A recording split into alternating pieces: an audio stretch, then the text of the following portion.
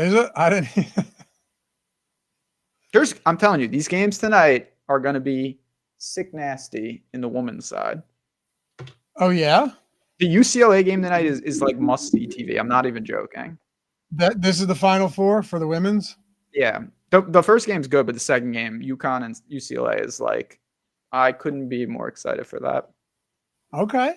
UCLA has a 6'7" girl, and she is incredible. I know. I saw her. And her brother is a problem. He's only a freshman. In high school. They're saying he's like the next Wemby. Yeah. He's 7'2", and he's a freshman in high school. But he plays in the men's league, right? He does play because it's her brother. He plays in the men's league. That's true. Got it. Got it. Hey. That's what I'm here for. So sure. I didn't know if he was fencing. Anyway, hey, what's going on, everybody? Welcome to the EV Strategy Show. Heading into the weekend. Should be a fun one today. We got a bunch of games, a bunch of basketball, a bunch of baseball as well. And here, some good news.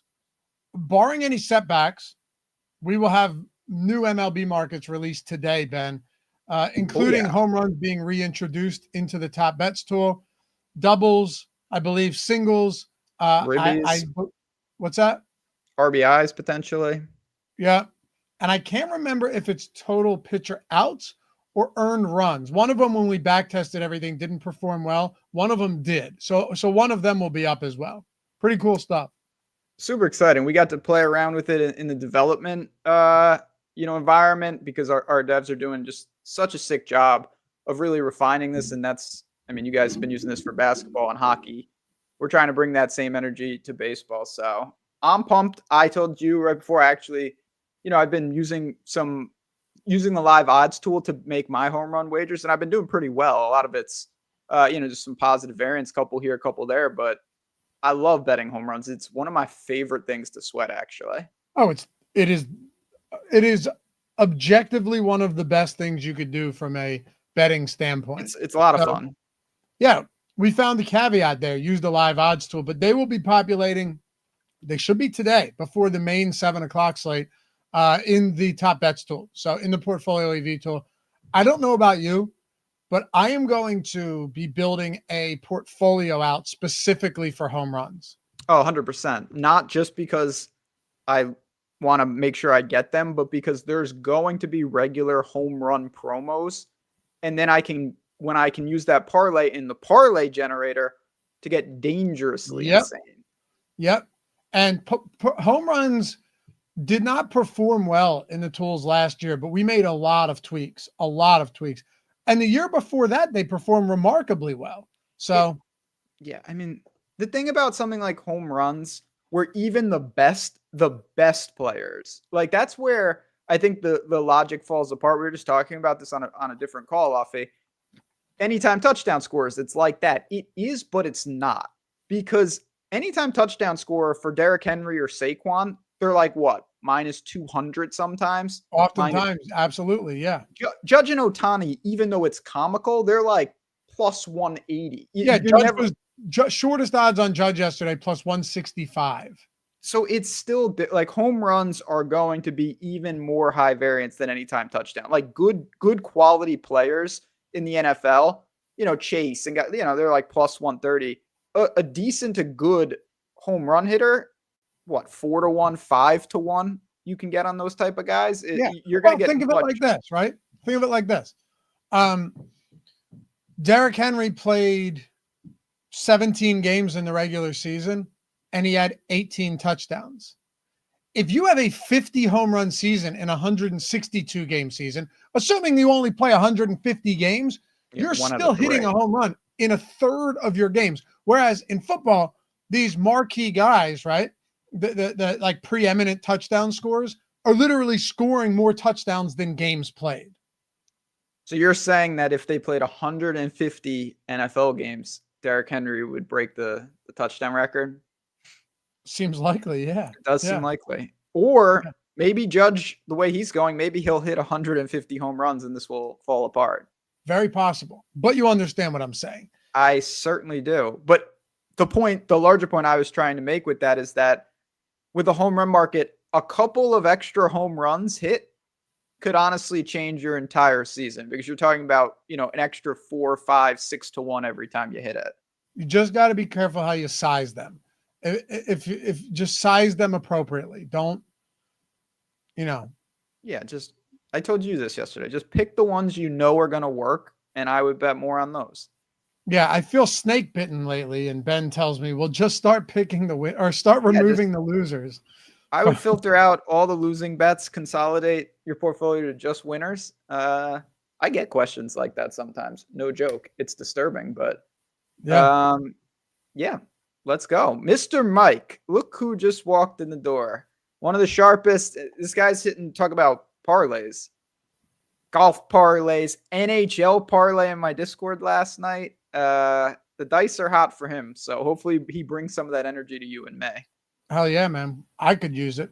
But anyway, we've got a lot of games. We should tackle the home runs today. My guess is that there's some promos out there we can take advantage of. And as always, guys, if you haven't done so yet, your first week of Portfolio EV is free. Link is in the description. Ben can throw it in the chat. Just use the weekly sub. Get it for free. I'll tell you right now, probably no better time if you've been on the fence and haven't done it than now, because today we will be releasing more markets for MLB. We have NBA. Once you get into the NBA postseason as well, rotation's starting to tighten up. You don't see all these crazy instances happening in the league. You have NHL that is still in full swing. And I've been seeing still some college basketball props and sides populating. So, I mean, really right now, 4 different sports. First 7 days are free. Yeah, Mike said, just what I need, more bets. Yeah, seriously though, Mike. I mean, with this overlap, we'll be getting 200 plus in probably per day, no problem. Wouldn't even shock me in the first round of the NBA playoffs that we're still getting 100 plus bets in per day. Yeah, I mean, that's what you want, the ability to really, and then the beautiful thing about that, volume is priority number one. If you have volume, then you can start to be more selective within your volume. So if I knew I'm going to get to, say, 150 bets, that's my goal. If I have 500 bets that I could get, I could now curate. You could obviously go more volume, which is never a bad thing, but you could also be more selective and cut out the bottom, the lowest edges for more, even bigger edges, more and more. That's another strategy, which is pretty cool. Yeah, absolutely. Brett mentioned that the weather looks terrible for home runs across the board today. Yeah, not great. I mean, it's going to snow in the Rockies game, which is at Coors Field. Yeah, it's going to snow. Winds blowing in at Wrigley, 45-degree temperatures there. I mean, what is the total in a game where winds blowing in at Wrigley and you have those type of temps? Let's see. 7 between Randy Vasquez and Imanaga. So a lot of low totals. But at the same time, you get extra bang for your buck if you find a home run in that game. Like the numbers on these guys. Yeah, it's baked in. I hear you. It's not great environment, but payouts are going to be pretty nice on any home runs hit today. Yep. Also, there's some other games that are perfectly fine too. Like there's a few games that are good. Granted, like temperatures in San Francisco, terrible home run park. 64 degrees in Philly, no real wind there. That's perfectly fine, right? So there's some spots. There's definitely some spots. But I also would not be fading games strictly based on weather, because it's baked into the total already, which means it's going to be baked into the home run odds. And I think that's what you were getting at. Yeah, exactly. The chance that people hit a home run is lower, but the payout if they hit it is higher. So it's almost like turning it into when we talk about parlays. When you build a parlay, your chance of winning is always lower, but the odds that you're getting sometimes makes the parlay an even better bet, and that could be the case here. So I'm not shying away completely, but I do agree we want to be somewhat selective. See what the market brings us. By the way, shout out to my boy Brett Hunter for telling me that if you save those defaults, that is. I mean, how huge is that? I didn't have to do anything. We're just here. It's useful. Take a look. Who? Ooh, see, like that. I like that. Go up. A little Bregman action. What, you want the under? No, the over. All right. Well, you have a negative 21% edge on the Okay. over. It's okay. Where is interesting. Home runs are fascinating like that because like that's a gigantic spread. Like nothing's even close to 741. And no, I don't. Do you ever bet under on home runs? I almost never do that. No, Okay. no.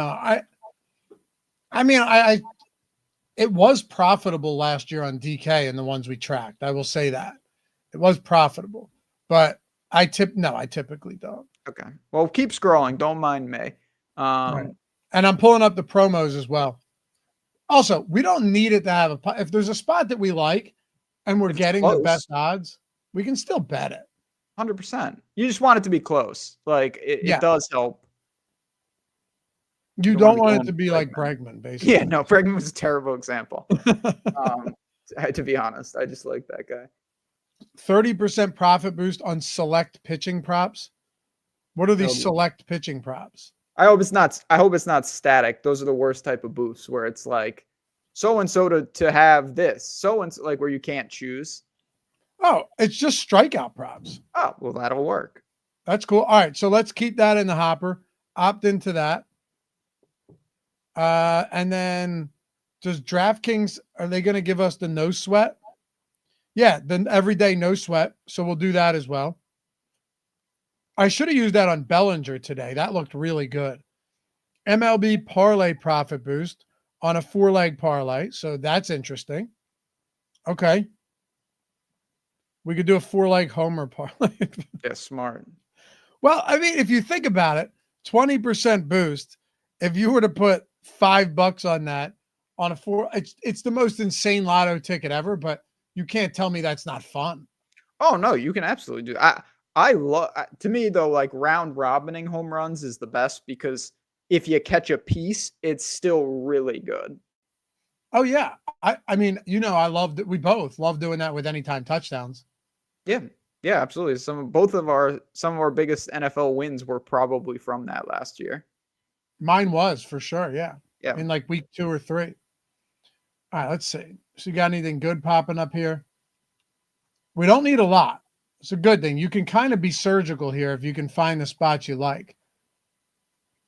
These are the 3 o'clock games. Let's see if we get later into the day if there's anything good. And see if some of these sharp books have. Okay, Austin Wells, 4 o'clock game. That doesn't look bad at all on FanDuel. Let's see. Now, again, you want to make sure they're in the lineup. It's kind of important. What I'm doing right now. And you had mentioned on a conversation we were having with some of the devs the other day, like, do we lose value on these guys once the lineup comes out and they're confirmed in? He is confirmed in for what it's worth. Yeah. So the answer is yes, but at the same time, this is the best of both worlds if we still have it as a plus EV spot. Yeah. Oh, 100%. I mean, that's one that's, I mean, just look at it. It looks like it stands out. You have an outlier number there. Yep. I should have got my lineups in. I didn't enter anything. That sucks. I didn't either. I'm sweating golf. Austin Wells, though, batting 5th today. Yeah, batting 5th. Yeah, he's going up against Mitch Keller in a favorable park for pitchers, but getting pretty good odds here. You're beating Circa. You're beating Penny. You're beating every other book. So should we tap this one and keep it in the holster? Yeah. Oh no, that's one again. That's as good as any I see. Okay. I wanted to see if there's any MLB parlays we could add it to. I'm really surprised there aren't. When we talk about the volume, I mean, ideally, obviously, it would be at any of the books, but it also can be aggregate because, like, it might not be possible to get 100 bets on an individual book, depending on just what's out there. So it's really just the concept of the more volume, the smoother the experience is going to be. That's the simplest answer. Each bet is still a good bet individually. Yep, your variance is what you're Like you can make one bet off portfolio EV a day and you might win. You just might lose because it's basically random. It's going to take But like if you did multiple that for years. 10,000 days, Yeah, you'll be caught up to what you do in a month. yep. That's Brett, what do you have the edge book set at for that? I'm only seeing it as a one. All right, let's mess around with this for a second.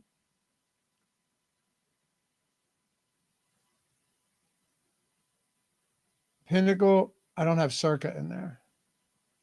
What if I add Circa into this? Does it change it? I don't know. I don't mess around a ton with the edge books, but that's one of the beautiful things. If you're someone that does like to really get granular, you can change the edge books for a specific market and kind of originate almost. Oh, definitely. Maybe because yeah, there you go, Brett, because I didn't have Circa in. Still a positive edge, though. Yeah.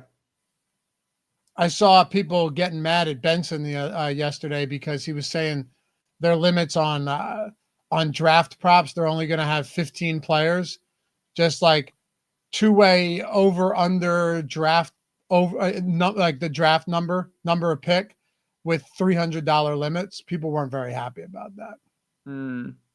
Yeah, I mean those markets are definitely exploitable. Yeah, and he admitted that. He's like, we're not going to beat the sharps when it comes to this. I can't bet on that in PA anyway. Neither can I.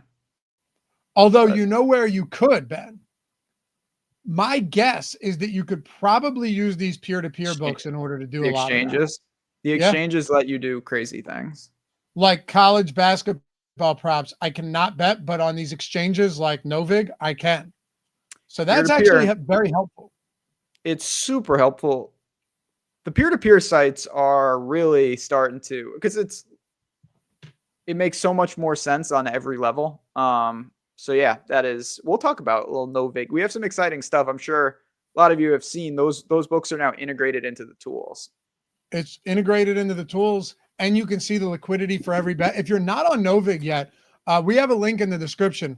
If you click that and use odds2 as your promo, you get the sign up. You get the sign up bonus, the match deposit bonus. But I will tell you this: it is a lot less important to get a match bonus on an exchange like NoVig than it is to not pay the same amount of rake that you are paying to all of these books, right? Like you're not paying the VIG on these. I believe they take like 3% afterwards, but that is still exponentially lower than any other book is taking. Because they don't have to accrue any risk, so they can take a lower hold. They have no risk. Zero risk. Zero. So if you bet the minus 150, I get the what? If you were to bet a minus 150 and I want the other side, what are my odds? So, I mean, you might be looking in a normal book of like, I mean, depending on the hold, plus 120, plus 130. Right. At something like one of these exchanges, you might find even like plus 140, 142, 145. Even, I mean, that's almost to the point where there is no VIG and you're, not to get too complicated, like if you took the percentage win, it would add directly to 100%. And if it added directly to 100%, there would be no rake whatsoever. Yep. Yeah, I mean, it's awesome. Like if you were to, let's see, go into NoVig right now. I wish I could pull it up, but I think it's only app. Maybe not. It probably isn't actually. So yeah, it's way different. It's way different, way better odds, and it's peer-to-peer. So there's nothing taken. So, well, obviously just far different, but you're matching other people and depending on the liquidity, but it's all baked into, we have everything in the tools for NoVig, which is really cool.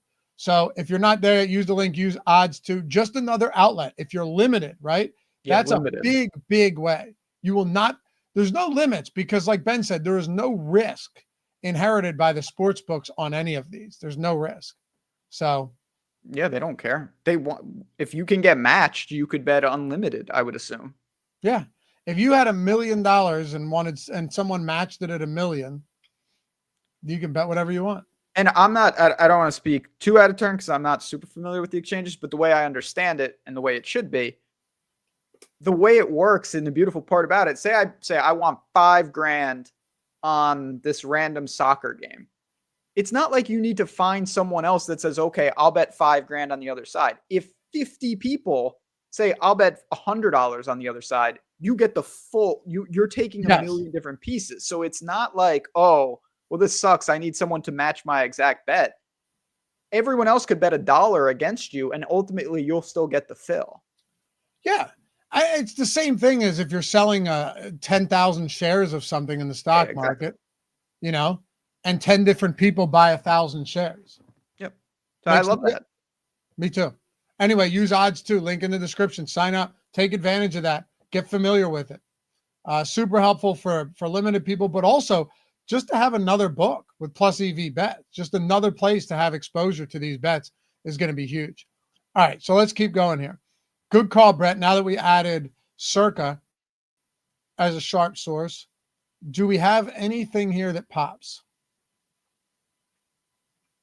I think Wells is still fine, by the way. Like, we're still beating those Circa odds considerably, Ben. Definitely.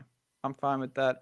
Is it me, or are plus money bets the way to go? I mean, plus money bets, you're going to lose more often, but yeah, I have zero problem with that. I prefer actually that, because it doesn't bother me to have a lower X win, but yep, you just have to size it properly. Yeah. And who was that question from? From 3Time. No, someone was asking about, it was Marlon asking about like portfolios and what the best ways to do it. And it's funny you said that, man. We just talked about that yesterday. Ben, if you're seeing that comment, like best portfolios for 2025, we have something coming for that. Carpenter home run. Oh, wow. Look at this Cedric Mullins. 12-1. He homered yesterday, as a matter of fact. He certainly did. I believe he led off the game. He did. This is, I mean, all right. So we have DraftKings. We have the no sweat on DraftKings. No sweat every day. That's the home one run right there. What's that? Yeah, to me, that's a great no sweat. Yeah, I'd love to add that in. I don't mind getting a little bit crazy with it. Let's see if there's anything else we can find. I mean, 14-1 is a little wild, but I'm adding this right now. I already opted into that. All right, so at 12-1 on Cedric Mullins. Who's he facing today? Let's see. Seth Lugo. Yeah, the Royals. Good pitcher. Doesn't give up a lot of pop. That's okay. That's why we're getting it at 12-1, Ben. Yeah. And listen, we got sweat free, so. Yeah, totally sweat free. I'll just keep recycling my bonus bets into that. Yeah, I'm racking up $1 million. I use them for golf outrights now. Smart. Yeah, if you're going to do them, I'm using them for long shots. Yep. Not a ton on the board right now as far as positive EV stuff. Oh, here you go. Stephen Kwan on BetMGM. Oh, man. That's another, Yeah. What are you going to say? Just, I was talking about, and one of the things I'm super excited about within the Portfolio Lab, I'm going to do some research for myself. This is just gut feel. I'm not saying I wouldn't bet this, because I definitely would, but I really prefer when I find home runs that are in that sweet spot in the middle. Not like too. Judge, not a guy who like platoons and he's 15-1, like a 4-1, a 6-1, a 7-1. Those to me are the real good sweet spot. Yeah, of course. And especially if you're getting it at 7-1 and everywhere else is 5-1, like, the implied probability across books and just your overall X win is it might think of it like this. Getting plus 700 when we're saying the true odds are like plus 600, the difference in X win there compared to like a plus 1400 and we're saying the true odds are plus 1300. Oh yeah, that's the other part of it. Like, and I'm not saying it's not an edge, but it's like sometimes if something's 1% to happen and you calculate it and we get it at 3, the true odds are actually 3% to happen and we're getting paid more than that, that's great, but you have to run it so many times to get there. Like, and so it can be tricky with some of those. Your edge increase is so much better if you can get a more reasonable play. Man, what do we do about Rafael Devers? Nothing. I ignore him. What do you mean? I mean, He got a hit, didn't he? yeah, he was 1 for 2 runs. What I'm saying is eventually it's got to turn. Famous last words. Going up against Eric Fetty in Boston today. It's the type of thing. I mean, I'm putting on my origination hat a little bit. The books are not real. Like, he's not that much different to where I think he would be if he had a normal start to the season. You know? Me neither. That's and also, like, if you were to consider Penny and Circus sharper sources for this, like this is a bad bet, even if you thought he were to bounce back. That's what I mean. You can't, like, it's hard to force that. I don't love it. I don't either. Let's see what bad, I got an idea. Let's take a look at what pitchers are on the slate today that just aren't particularly good. I mean, you have Feltner and Oswaldo Bido going for Colorado, and this drives me nuts that it's ATH now for Athletics because they're homeless. But yeah, that's just stupid. The total for this game is 9. That is really, really, really low. Really low. For a Coors Field game, I understand it's in April, but like 9 for a Coors game, even with these two teams, not good teams, 2 not great pitchers either. Mm-hmm. And you're talking about a 9. Yeah, I mean, obviously those are the type of games. I'm just looking at, I want to pull up a total on my screen. Just 1 second here. There's a game I have my eye on, but I don't want to say anything crazy. Yeah, you know what game has me a little intrigued and the total's decently healthy is the Rays and the Rangers. Okay. What time is that game? It's a night game. It's 8 o'clock. I think both teams could have some success. I actually might end up betting the over just straight. But I wouldn't be stunned to see home run props pop up for me. Zach Littell and Tyler Mahle. Okay. Yeah. Yep. I'm seeing what other pitchers we've got on this slate. We can maybe originate something fun here. Nick Martinez today going up against Milwaukee in Milwaukee. That's an interesting one. That I might end up betting the Brewers, who, after they gave up about 20 runs to start the season in every game, they look like they're starting to get it together. But you know what happens is when you've got these good matchups, a lot of times, like, the odds just get nerfed on a lot of this stuff. Like, that's what I mean. That is the balance, and I feel like everyone knows this, but you see it more in baseball, where it's like, oh, you have these 2 awful pitchers in Coors, and it's like, yeah, and then everyone's home run is plus 230, and so exactly. There's nothing you can do. That's not helpful. There's 0 meat left on the bone there. Yeah. Yep. So it's Martinez hasn't even been a guy to allow a ton of pop, but I still have some interest in, like, right now we do have Rhys Hoskins as somebody that pops up as a good play. Rhys Hoskins on FanDuel is plus 480. Yeah, see, that to me, I'm more interested in that one than probably anyone that we've talked about. Even though it's small, just because it's like good matchup. Yeah. Good player. Like it's a little more reasonable. Yeah, Martinez does. Again, he really didn't give up. He did give up 2 home runs in his first start this year. But again, that's the type of spot I'd be willing to look at. Rhys Hoskins on FanDuel. Anybody else from this game? Nope. Here, you want to do something fun? Let's do it. All right. I'll show you something enjoyable here. So okay. Go in the Fangraphs, right? Oh, and you're getting into the weeds. I don't know why they do this, but go to scores and then probable pitchers.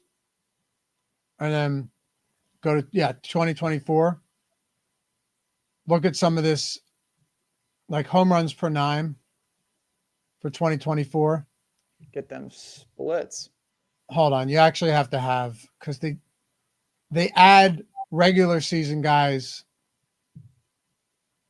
That's the annoying thing. Like to add. There we go. Yeah, like Walker Buehler is a good example of a guy that was just terrible last year, coming back from injury. Mm-hmm. Yeah, you got you it. can. Yeah. Go ahead. No, baseball is one of the sports where I think it actually works. There's a couple sports like this, but to me, and this is just an opinion, baseball is one of the best sports to use a blend of top down, and then you can use some. There's so much information out there. It's not to say it's not baked in, but if it's close, and I like the play, that's to me more usable in baseball. I think so for sure. Let's see. Let's see if we pull this matchup up, if there's anything we like here. And then you know what else you can do? Like you can go look in Fangraphs, lefty versus righty, see if there's, see if he struggled versus certain handedness, all of that stuff. Let's see. Red Sox. By the way, this odds tool is free, guys. In case you ever wanted to check it out, this odds tool is absolutely free. All right. Oh, Devers is in that game. Obviously, Bueller's on that team. Yeah. But like you see how many of these are negative in a 9-run total game, Ben? Like a lot of this is baked in. That's where you got to be careful. So at the very least, if you're looking for something you like, let's see. Let's see how Buehler was against lefties last year. Did they get rid of that? No way. Oh, end of an era. No, it's got to be somewhere. I don't know. I don't use Fangraphs. Huh. But... Oh man, that sucks. Wow. Okay. There used to be a verse left, verse right. Huh. Yeah, I mean, go ahead. No. There's so much information. It's always a fine line with baseball. You don't want to get too into it because you're going to end up being led to what the books already know. But I don't think it's all irrelevant either. I think what's important is that you're getting the best odds no matter what. Like if you're going to bet, that's a prerequisite. Yeah. And if it's not showing up as just like a massive negative EV spot, that to me is what's most important. That is, and it's not I do this too a lot of times when I'm just in a hurry and stuff. But the number one thing that if you're really trying to make money betting, you should get out of the habit of doing is just being I like the Red Sox today. And it's well, that means nothing because right. I like the Red Sox today too at plus 150. But if they were minus 300, they would be the single worst bet of the year. So I like the Red Sox means nothing. Exactly. Every bet is a bet at some price, and every bet is a short at another price. So get in the habit of adding context to your bet. Yes. Just liking something and finding the best odds, if there's no real reason you like it, it does you no good. Yeah. And without context, I want to bet the Lakers tonight. What do you think? That can't be there is, if someone says, yeah, I like them too, they're not giving you anything. You need to say at what number, at what juice. There's all sorts of context if you're really, really serious about it. And really, I would like some of these Cardinals bats. None of them look even remotely good in here. Nothing. So I have zero interest in forcing that. Triple Mega Mind double hot take. It's not even a hot take because it's a question. I wonder how insane the VIG or the adjustment is after someone's 0 for 1. I've never experimented with that, but I've thought about it before in terms of I wonder what these bats first time through the order, if you try to attack home runs after that in a game that you think is going to have a lot of runs. Huh.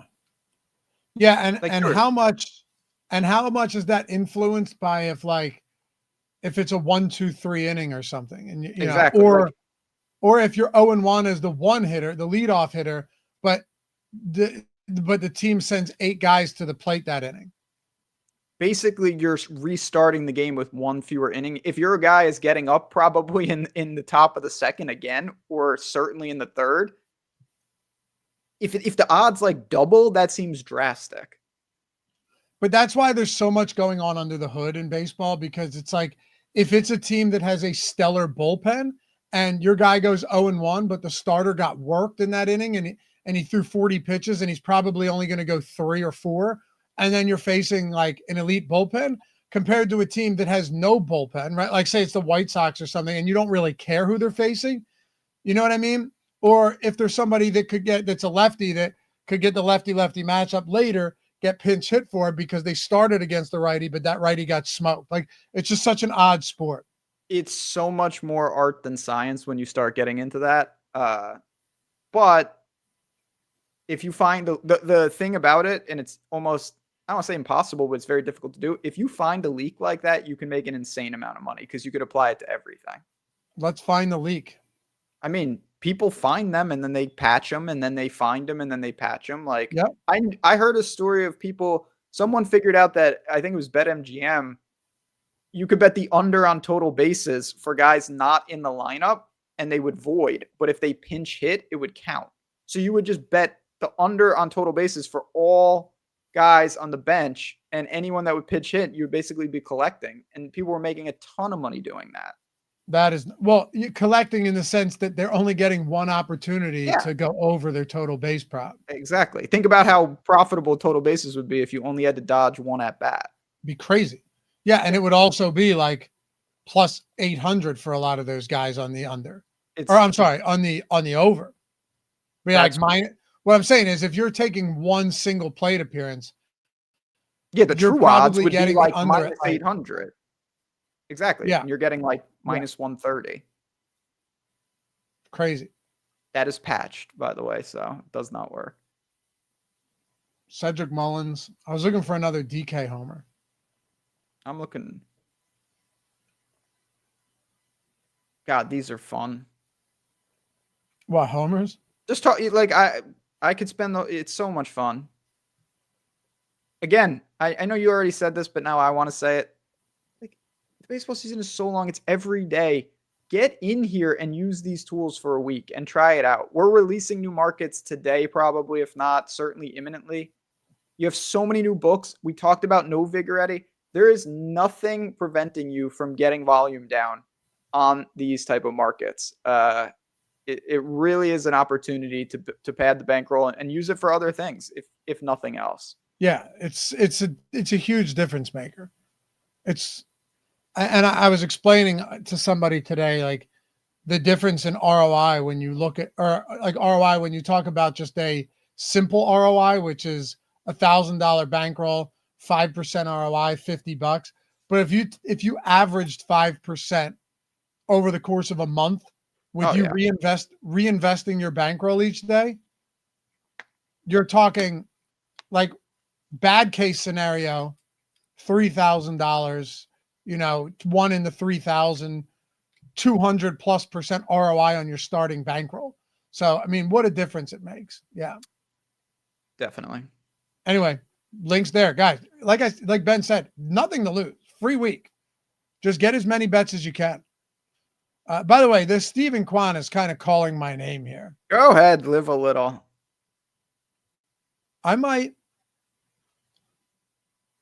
What happens if I just add the Stephen Kwan? I knew you were going to do something crazy. To the Mullins? Yeah, but it's BetMGM. I can't. No, yeah, don't do that. Don't do that. Why not? You absolutely can with a risk-free, sweat-free bet. You actually can do that. There's nothing wrong with it, but yeah, I don't see why we can't have some fun from time to time. I think right now, here's Villanova, Ben, versus UCF on DraftKings. Little money line action, minus 130. Okay, I actually like them in that game. So yeah, that's tomorrow. I believe it's tomorrow, but I don't have the schedule.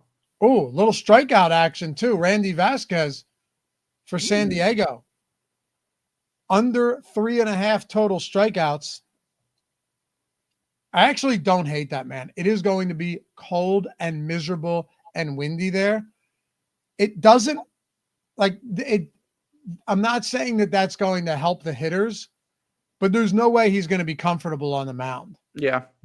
I mean, I strikeout props, I don't think too much about. I don't originate them. I just bet them straight off the tool. I have a portfolio for them. I bet them, and that's it. So I'll be doing that. I'll be using the boost on FanDuel as well.